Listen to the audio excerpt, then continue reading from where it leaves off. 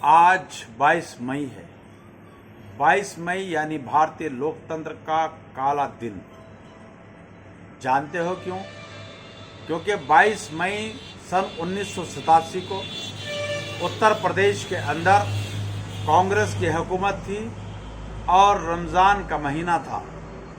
कांग्रेस की हुकूमत में 22 मई सन 1987 को उत्तर प्रदेश के ज़िला मेरठ के मोहल्ला हाशिमपुरा में पीएसी के जवान जाते हैं और मोहल्ले की घेराबंदी करके एक मस्जिद में घुसते हैं और मस्जिद में घुसने के बाद वहाँ से नमाज पढ़ रहे 42 मुसलमानों को उठाते हैं और उनके हाथों को ऊपर करवा देते हैं और बंदूक की नोक पर उनसे पहले परेड कराते हैं और परेड कराने के बाद उनको पुलिस वाहन में गाजर मूली की तरह ठूंस लेते हैं। उसके बाद रात के अंधेरे में उनको मुरादनगर की नहर के पास ले जाया जाता है और एक एक मुसलमान को पुलिस वाहन से उतारा जाता है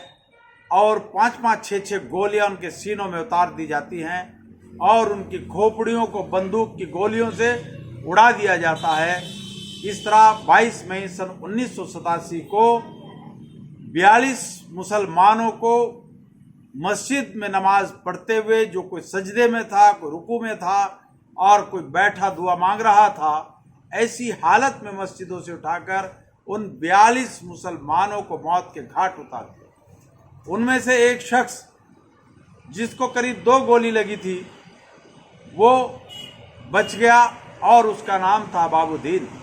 वो रात भर एक झाड़ी पकड़कर आधा पानी में और आधा पानी के बाहर पूरी रात पड़ा रहा और जैसे ही दिन निकला और पता चला कि पुलिस के लोग यहाँ से चले गए तो जैसे कैसे नहर से बाहर निकला और जाकर के उसने सारे नरसंहार, सारी घटना की जानकारी लोगों को दी।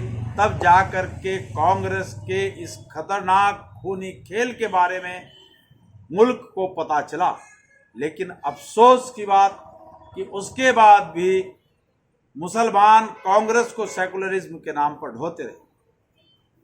22 मई सन 1987 को घटित इस घटना में बाबूदीन नाम के आदमी ने इस पूरे घटनाक्रम से पर्दा उठाया और फिर उन पुलिस वालों के खिलाफ मुकदमा दर्ज हुआ और लंबे समय तक मुकदमा चलने के बाद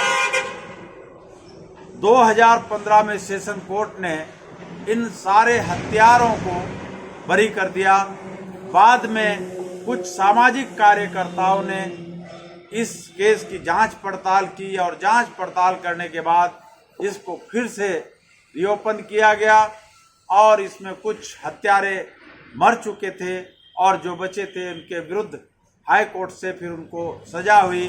अभी मामला विचाराधीन है। तो साथियों, 22 मई भारत के इतिहास का वो काला दिन है कि जब बेगुनाहों का खून नदी के अंदर बहाया गया था, संविधान की धज्जियां उड़ाई गई थी और इंसानियत को शर्मसार किया गया था। साथियों, आपने मेरी बात को ध्यानपूर्वक सुना, उसके लिए आपका बहुत बहुत धन्यवाद।